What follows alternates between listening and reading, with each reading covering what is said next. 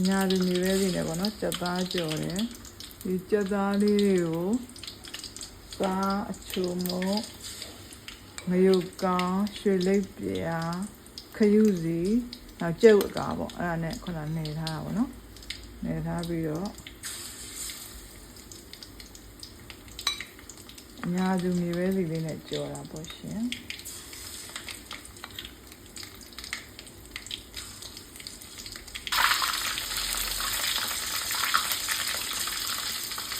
ဒီရဲတစ်ဖက်ရဲလာရဆိုရင်တော့လှန်လိုက်မယ်ပေါ့နော်လှန်လေးလည်းရတဲ့အချိန်ပေါ့ဒီ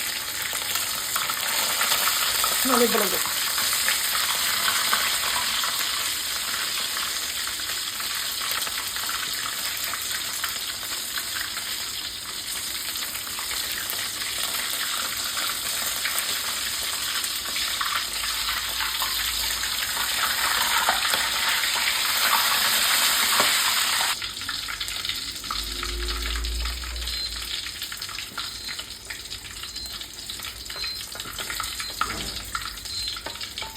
ဒီခဏရတယ်ပေါ့နော်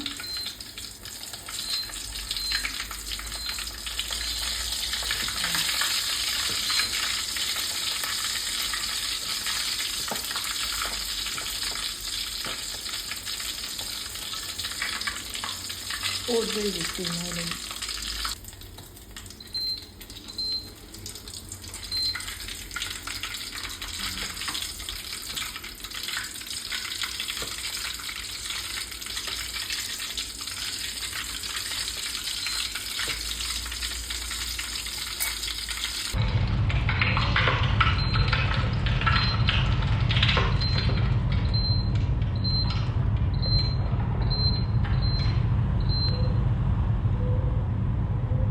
ဒီလိုလေးပေါ့နော်ချက်သားကြော်ပေါ့